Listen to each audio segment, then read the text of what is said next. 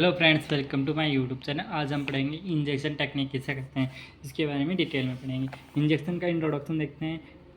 Injection is action of putting drugs into a person body through a high productive needle and A series. इसके अंदर हम drugs को introduce करते हैं patient की बॉडी के अंदर, और हाई प्रोडक्टिव नीडल्स के थ्रू और सीरीज के थ्रू हम इंजेक्शन को इंट्रोड्यूस करते हैं। Injection is use to introduce drugs and vaccine and other therapeutic agent into the body. The injection is use to, injection का उपयोग किया जाता है कहाँ किया जाता है, ड्रग्स को इंट्रोड्यूस किया जाता है वैक्सीन के अंदर, अदर थेरेपेटिक इंजेक्शन। इसका क्यों यूज किया जाता है, जिसके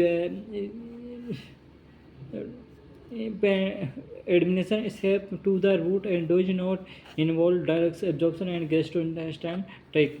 ड्रग्स को एब्जॉर्प्शन कर लिया जाता है गैस्ट्रोइंटेस्टाइन ट्रैक द्वारा, इंजेक्शन नहीं होता है, उस वजह से इसको इंजेक्शन टेक्निक का उपयोग किया जा सकता है।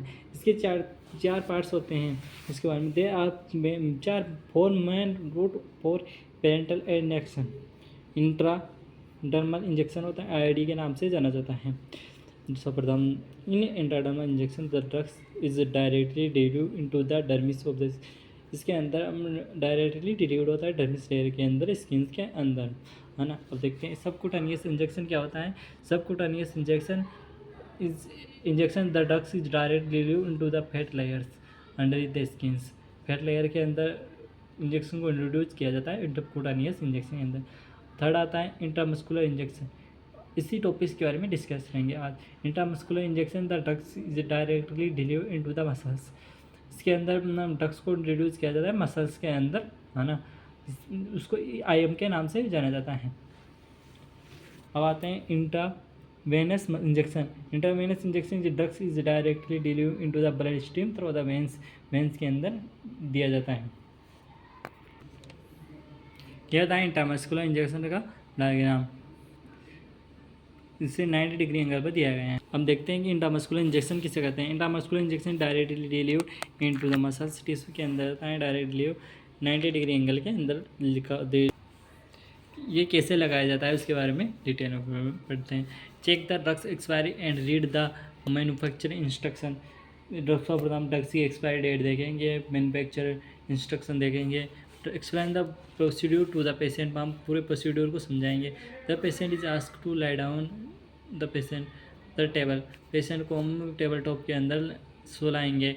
Remove the cloth from inserted side, फिर हम उस साइड से वो रिमूव करेंगे जहाँ से पेशेंट को इंजेक्शन लगाना चाहिए। Health care professional should be wash the hand.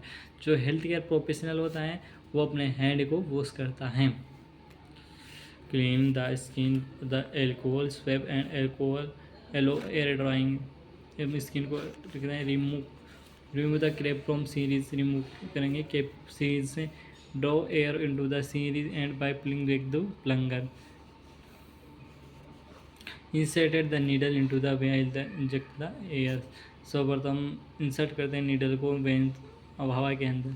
Turn the syringe upside down and down the plunger fill the drugs. फिर हम ड्रग्स इंजेक्शन को बढ़ते हैं। Gently tap the syringe remove air bubbles.